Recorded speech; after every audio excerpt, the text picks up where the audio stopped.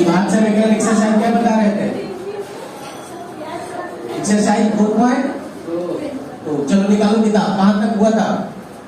एक अदू हो गया था, उसमें क्या था? पहचानना था। एक अदू ये होगा 13 तक हो गया था। हाँ, 1 से लेकर के 13 तक में कोई प्रश्न पूछना है तो जल्दी बोलो। 13 का दूसरा क्या क्वेश्चन है? किताब लो तो जरा पढ़ो। 13 का दूसरा, पहले के ए और बी मान निम्नलिखित द्विघात समीकरण के लिए ज्ञात करें। एक्स के दिए गए मान समीकरण का मूल है। तीसरा, दूसरा की तीसरा दूसरा 6x² प्लस ax माइनस √6 बराबर 0 और दिया हुआ है x बराबर कितना है? -√3 बटा। ये इसका मूल है, तो मूल है तो हम जानते हैं उसका मान रखने पर क्या आएगा? 0 आएगा। तो बता x के जगह क्या रखेंगे? -√3 बटा 2 के होल स्क्वायर a इंटू -√3 बटा 2 -√6 बराबर क्या चीज? 0। अब बोलो इसका स्क्वायर करेंगे कितना आएगा? 3 और 2 दूनी 4। इसको गुना करेंगे तो क्या आएगा? ऐसे लिखे √3 बटा 2 वही हुआ -√6 बराबर क्या चीज? 0। इसको काट लो, 3 दूनी 6 2 दूनी 4 3 3 9 9 बटा 2। क्या क्या बोले? 3 3 9 बटा 2 क्या बोलती है? इधर आओ। √3 बटे 2 माइनस क्या चीज? √6 बराबर क्या? 0। अब ध्यान से देखो, ये दोनों सेम जाते हैं, ये अलग है ना। तो देखो क्या करो, ये दोनों को इधर कर लो तो इधर बचेगा √3 बटा 2 माइनस में, और इधर आ जाएगा तो क्या होगा? ये प्लस में √6 और ये माइनस में 9 बटा 2। आ रहे समझ में? अब जरा बताओ तो ये माइनस हम कॉमन लेते हैं, तो इधर हम माइनस कॉमन ले लेंगे तो बताओ तो क्या होगा? -√3 बटे 2, इधर माइनस कॉमन ले लेंगे तो क्या होगा?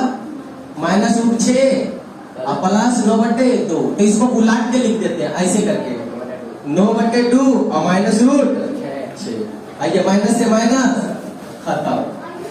क्या बचा? √3 बटा में 2 बराबर में क्या गया? 9 -√6 बटा में 2। इधर एलसीएम ले लो, एलसीएम कितना होगा बोलो तो? 9 - 2√6 2 से 2, इसलिए k बराबर क्या हो जाएगा? 9 - 2√6 और बटा में क्या चीज?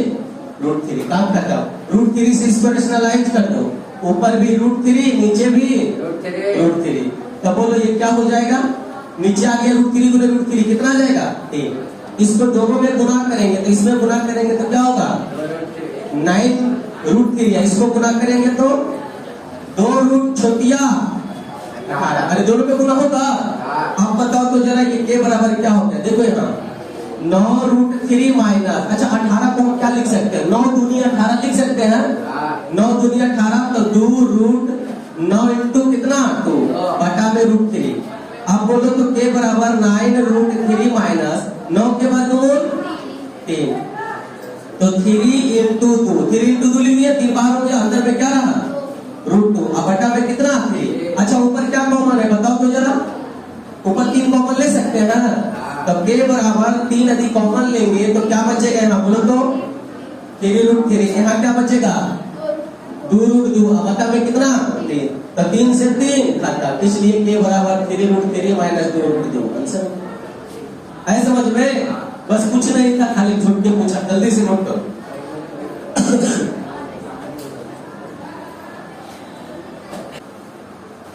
बता दिएगा इसको।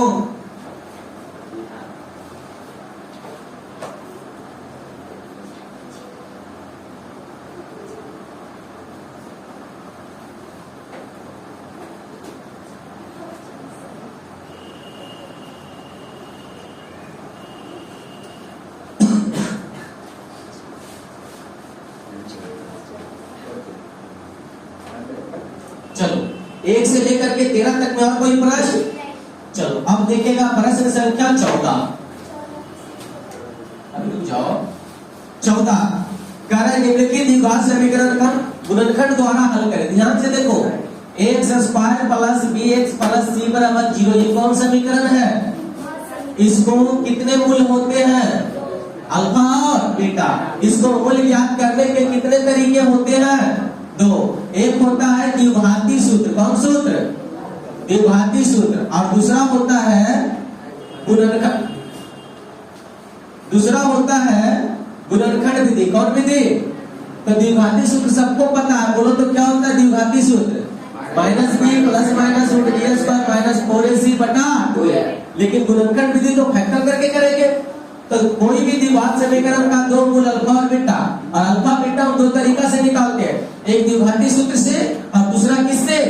गुणनखंड विधि से। तो अभी जो मेरा क्वेश्चन 14 में है वो कह रहा है गुणनखंड विधि से मूल ज्ञात करें, प्रश्न संख्या 14। इसके बाद जैसे हम 19 में देखेंगे तो 19 में कह रहा है द्विघाती सूत्र से ज्ञात करें, है ना जी? तो दोनों क्लियर हो जाएगा। तो पहले हम देखेंगे कौन विधि से? गुणनखंड विधि से। कौन विधि से? गुणनखंड विधि। गुणनखंड विधि से मूल ज्ञात करें, मूल ज्ञात करें। चलो तो देखो पहला प्रश्न क्या कह रहा है, बताओ तो जरा। 14 का पहला क्या लिखा हुआ है, बोलो।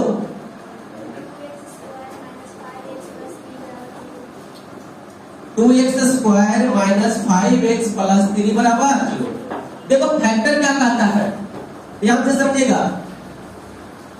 प्रथम और दोनों को गुना करेंगे तो 3 गुना के, और चिन्ह भी देखेंगे दोनों को, ये भी प्लस ये भी प्लस। किसमें आया? काम खत्म।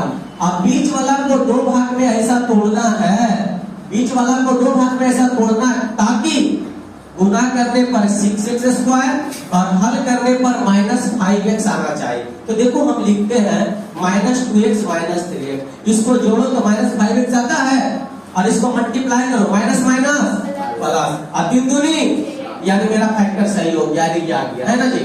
काम खत्म। तो जो लिखा है वो लिख लो। इधर भी क्या लिखा हुआ है? 3 बराबर क्या चीज? अब ये दोनों में क्या कॉमन है बताओ तो जरा। तो 2x कॉमन लेगा, यहाँ क्या बचेगा? यहाँ क्या बचेगा? यहाँ 3 कॉमन लेगा तो यहाँ क्या बचेगा? 1। यहाँ क्या बचेगा? -1 बराबर 0।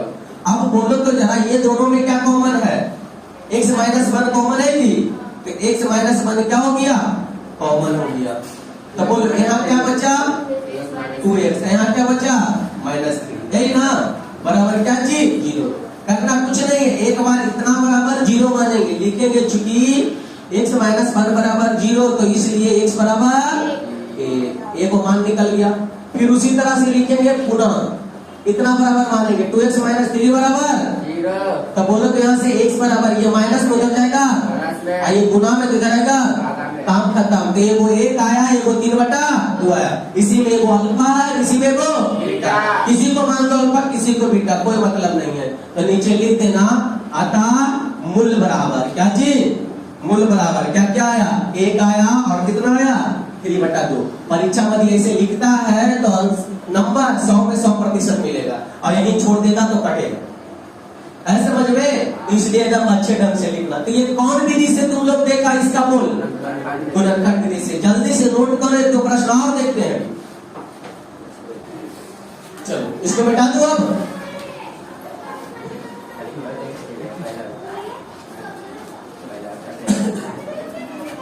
लोग पढ़ने आता है कि मस्ती करने आता है?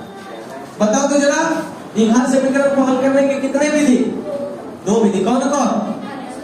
बस हो गया, खाली वो फाल के देख रहा है, बताना है। द्विघाती सूत्र क्या चीज? गुणनखंड। तभी तुम लोग गुणनखंड देख लिया। अब हम देखते हैं द्विघाती सूत्र से। कौन सूत्र से? द्विघाती विधि से मूल ज्ञात करें। द्विघाती विधि से क्या ज्ञात करें? मूल ज्ञात करें। जो क्वेश्चन तुम्हारा टाइम में दिया है 19 में, तो गुणनखंड और ये दोनों देख लेते, तब हम देखेंगे क्वेश्चन नंबर 16 से। वो पूर्ण वर्ग वाला वो कल देख लेंगे, ठीक है? तो हल करने का 3 विधि हो जाता है। एक हो गया तुम्हारा गुणनखंड विधि, दूसरा हो गया द्विघाती सूत्र विधि, और तीसरा विधि हो गया पूर्ण वर्ग विधि। तो हम कल देखेंगे पूर्ण वर्ग ज्ञात। तो अभी देख लेते हैं द्विघाती सूत्र, जो कि क्वेश्चन नंबर 19 में है। 19 में पहला देखो क्या कह रहा है, 4x square plus 3x plus 5 बराबर 0। ये ऐसा विधि है जो सर्वमान विधि है, ये दोनों विधि को फेल कर देता है, एक गुणनखंड विधि को भी और दूसरा पूर्ण वर्ग विधि को भी। पूर्ण वर्ग विधि को। ये दोनों को फेल कर देता है कौन? द्विघाती सूत्र। यदि ये दोनों से नहीं जो बन पाता है वो इससे 100 नहीं 110% बन जाए। है समझ में? तो देखो इसमें क्या होता है, a बराबर कितना हो गया? तुलना करेंगे द्विघाती सूत्र से। बोलो समान रूप x square plus b x plus c बराबर a का मान 4, b का मान 3, c का मान 8। कंपेयर कर लिया, काम खत्म। तो जानता है अच्छा बच्चा क्या करता है? अच्छा नहीं, बहुत अच्छा करने वाले करता है। देखो क्या करता है बताते हैं। ऐसे नहीं, पहले ऐसे लिख देता है, मतलब हार्टी मेथड एनसीईआरटी में बनाता है, जैसे बिहार बोर्ड का कॉपी बना रहेगा।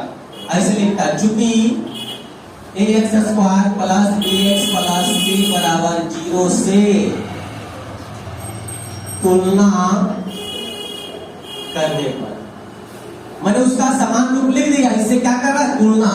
तो बोलो a का मान, इसलिए a का मान कितना मिल जाएगा? b का मान और c का मान 5। काम खत्म। इसलिए अब लिखेगा द्विघाती सूत्र। कौन सूत्र? द्विघाती सूत्र। तो द्विघाती सूत्र x बराबर क्या लिखेंगे? Minus a plus minus root d बटा 2। कहाँ d क्या हो गया? समझ आ गया ना? तो d अभी मिटा देते हैं, ज्यादा शॉर्ट में नहीं चलेंगे, नहीं तो हाफ हो जाएंगे। B square minus 4ac। अब इस पर सारा का मान रखने आएगा, मान रखो x बराबर माइनस बी, तो माइनस कितना? a प्लस माइनस यानी b के स्क्वायर माने 3 के स्क्वायर, तो 3 दिया के 4ac। तो मौकी गुना करो 4 4 4 के 16 16 5। देखो ना ध्यान से, 4ac है ना रे, तो 4 4 के 16 16 5 80। अब बटा में क्या चीज? 2a, और 4 दूनी 8। ठीक है, कहीं ये माइनस प्लस मिस्टेक है? देख लो क्वेश्चन, मेरे ख्याल से मिस्टेक ही है। ठीक है तो रहने दो, हम आई के फॉर्मेट में लिख देंगे, जो कि तुम लोग को कॉम्प्लेक्स नंबर यहाँ देखना नहीं है। कोई बात नहीं, इधर आ जाओ। -3 प्लस माइनस घटेगा, कितना आएगा? -71 आएगा। अब बटा में कितना? 8। जो कि तुम लोग को ये -71 जो देख रहा है, ये क्लास 11th में पढ़ने का होता है। एक होता है वास्तविक संख्या, एक होता है काल्पनिक संख्या। अरे समझ में? तो वास्तविक संख्या तुमको सब पता है, -∞ से +∞ के बीच सबसे छोटी संख्या को क्या कहते हैं? लेकिन काल्पनिक संख्या किसको कहते हैं पता है?